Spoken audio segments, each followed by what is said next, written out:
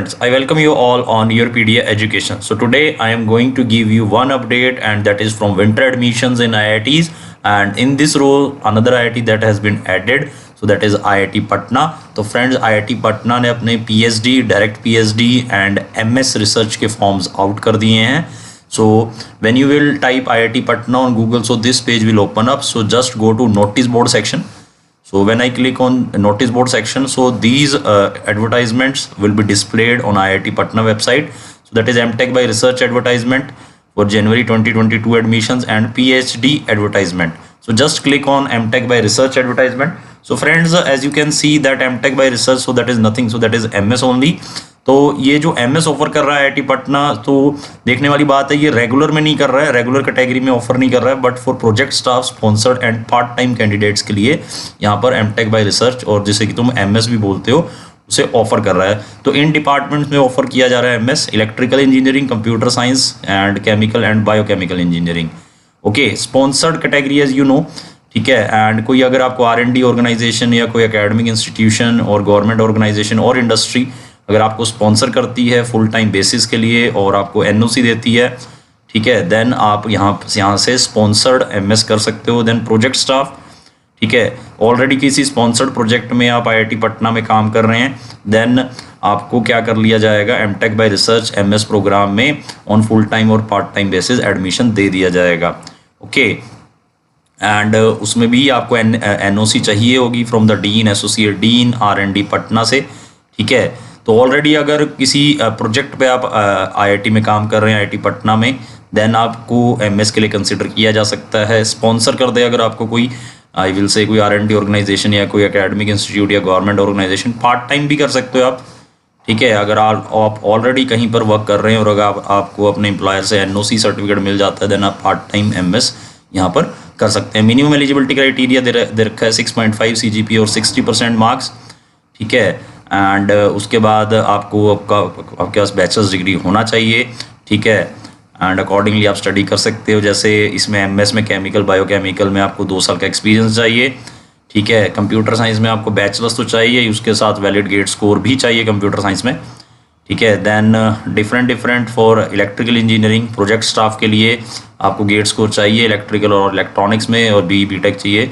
Sponsored के लिए आपको 2 साल का एक्सपीरियंस चाहिए और इलेक्ट्रिकल इलेक्ट्रॉनिक्स में BE-BTech हो. पार्ट टाइम के लिए आपको अगेन 2 साल का एक्सपीरियंस चाहिए और BE-BTech आपने किया हो.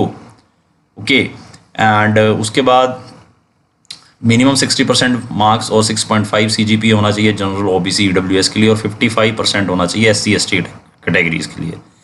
ओके, एंड और सारा इन्होंने इसमें दिया हुआ है. और क्या क्या इसमें क्राइटेरिया, सिलेक्शन प्रोसीजर क्या होगा, so that is performance in GATE and personal interview, जो शॉर्ट लिस्टेड कैंडिडेट्स होंगे, ठीक है. एंड 70% वेटेज गेट के मार्क्स को दी जाएगी और 30% वेटेज आपके इंटरव्यू को दी जाएगी. ओके, ये तो है, ये इसमें सिलेक्शन प्रोसीजर बताया हुआ है. स्पॉन्सर्ड और पार्ट टाइम एप्लीकेंट्स के लिए GATE score is not mandatory, GATE score mandatory नहीं है. तो जो भी आपके रिटर्न टेस्ट और पर्सनल इंटरव्यू में परफॉर्मेंस रहेगी, उसके बेसिस पर आपका सिलेक्शन किया जाएगा for sponsored and part time category. Financial support के बारे में बताया हुआ है. स्पॉन्सर्ड और पार्ट टाइम कैटेगरी के लिए कोई भी फाइनेंशियल सपोर्ट नहीं दी जाएगी, और प्रोजेक्ट स्टाफ कैटेगरी के लिए जो प्रोजेक्ट फंडिंग एजेंसी जो आपको ऑलरेडी असिस्टेंटशिप दे रही है, उसी के बेसिस पर आपको फर्दर असिस्टेंटशिप दी जाएगी. तो जनरल EWS OBC के लिए 300 है मेल के लिए fees, female 150 and SC/ST PWD 150 for both male and female. तो इसमें दिया भी हुआ है कि आपको जो इसका प्रिंट आउट है, जो हार्ड कॉपीज़ हैं, जितनी आपकी मार्कशीट सर्टिफिकेट्स हैं क्लास 10 से लेकर highest degree obtained, GATE relevant certificate, experience certificate, वो आपको 23 नवंबर तक यहाँ पर सेंड करने हैं to the assistant registrar academics IIT Patna. Okay, and क्या लिखना है उसके एनवलप पे ऊपर, application for MTech by research admission in this name of the specialization, ठीक है. एंड अकॉर्डिंगली आप इसे स्टडी कर सकते हैं. तो मेनली जो इसमें सिलेक्शन क्राइटेरिया रहेगा वो गेट का रहेगा आपका, और आपका इंटरव्यू रहेगा, ठीक है. एंड ऑनलाइन फी सबमिशन की लास्ट डेट है, सो दैट इज 15 नवंबर. और जो एप्लीकेशन फॉर्म की जो हार्ड कॉपी आपको सेंड करनी है विद डॉक्यूमेंट्स, वो 23 नवंबर है. ओके, एंड तो फ्रेंड्स, ये था MTech बाय रिसर्च, MS भी बोलते हो जिसे आप.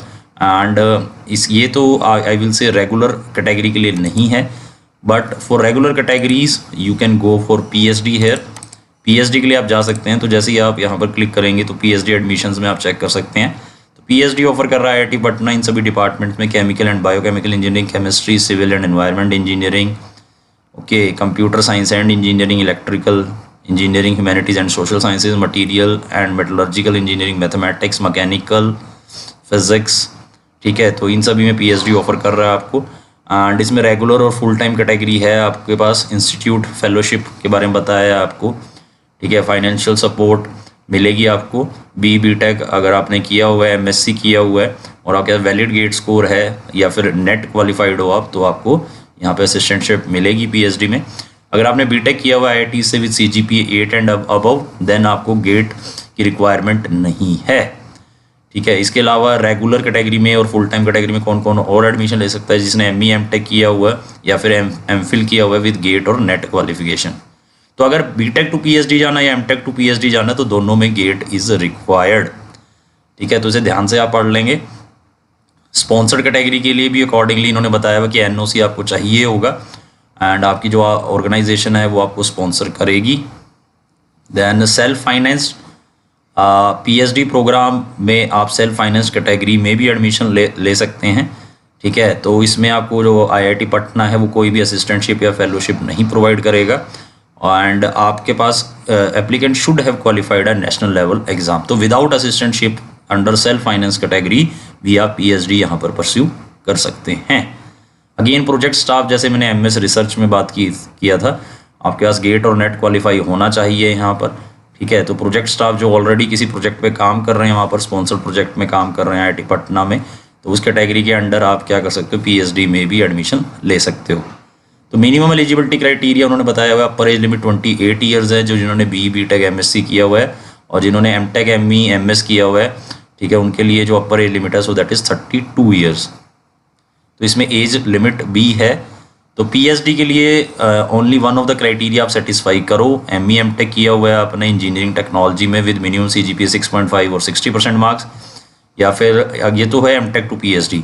सेकंड वन है डायरेक्ट PhD के लिए मुझे जाना है, ठीक है। IIT से मैंने नहीं किया हुआ बैचलर्स, तो अगर आपने BTech अदर देन IIT किसी और इंस्टीट्यूट से किया हुआ है और आपका CGPA अगर 8 है और 75% हैं, देन आप डायरेक्ट PhD के लिए अप्लाई कर सकते हो IIT पटना में। तो MTech to PhD and direct PhD both are available here, ठीक है। अगर आपने IIT से किया हुआ है बैचलर्स डिग्री और आपके पास जो CGPA है वो 7 है, देन भी आप यहाँ पर PhD कर सकते हैं, डायरेक्ट PhD, ठीक है। अगर आपने MSc किया हुआ है and with CGPA I will से 7.5 और 70% मार्क्स, देन भी आप PhD के लिए जा सकते हैं। तो ये तो था PhD इन इंजीनियरिंग। तो similarly in PhD in science के लिए भी इन्होंने यहाँ पर क्राइटेरिया मेंशन किए हुए हैं, ठीक है। डायरेक्ट PhD भी है यहाँ पर और मास्टर्स टू PhD भी है, तो अकॉर्डिंगली आप चेक कर सकते हो। तो जो एक्सेप्शनल ब्राइट कैंडिडेट्स हैं, ठीक है, तो उनको without any entrance test PhD program में यहाँ पर एडमिशन दिया जा सकता है। अगर आपने BTech किया हुआ फ्रॉम IITs, ठीक है, विद इन लास्ट 5 ईयर्स और आपका जो CGPA है वो 8 आउट ऑफ 10 एंड अबव है, देन आपको डायरेक्ट एडमिशन यहाँ मिल सकता है PhD में। या फिर आपने मास्टर्स किया हुआ है IITs और IISc से, ठीक है, विद इन लास्ट 5 ईयर्स, ठीक है, और आपका CGPA 8.5 आउट ऑफ 10 रहा है, देन आप यहाँ पर डायरेक्ट एडमिशन आपको मिल सकता है। Such a candidate has to apply online and उसके अलावा भी आपको एक ईमेल सेंड करना पड़ेगा with scanned copy of the supporting documents to this aracademics@iitpatna.ac.in, ठीक है। डायरेक्ट एडमिशन कैटेगरी नहीं है department of humanities and social sciences में। 5% मार्क्स और 0.5 CGPA का रिलैक्सेशन है SC ST कैंडिडेट्स के लिए, ठीक है। फाइनेंशियल सपोर्ट जो भी आप PhD में रहता है through out India, so that is 31,000 per month for 2 years, then उसके बाद इंक्रीज हो जाता है ये, ठीक है। फीस कितना रहने वाला है यहाँ पर? जनरल EWS OBC NCL के लिए 300 for male and 150 for female, SC ST PWD both for male female 150 rupees, ठीक है। And candidates applying for more than one department must submit a separate application with separate fees payment, ठीक है। तो अगर आप एक से ज़्यादा डिपार्टमेंट में अप्लाई करते हो तो आपको सेपरेट एप्लीकेशन फॉर्म फिल करना पड़ेगा और उसके लिए सेपरेटली आपको फीस पे भी करनी पड़ेगी।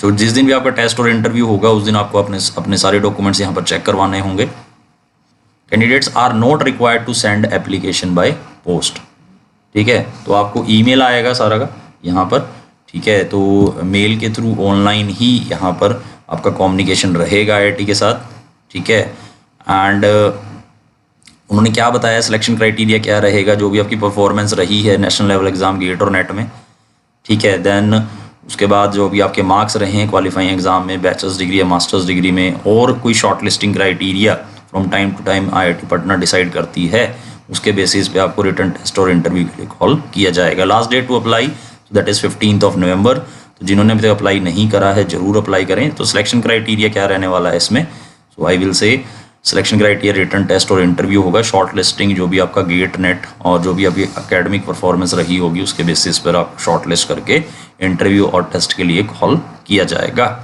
ओके फ्रेंड्स, तो आई थिंक समझ में आ गया होगा। Last date to apply is 15 November.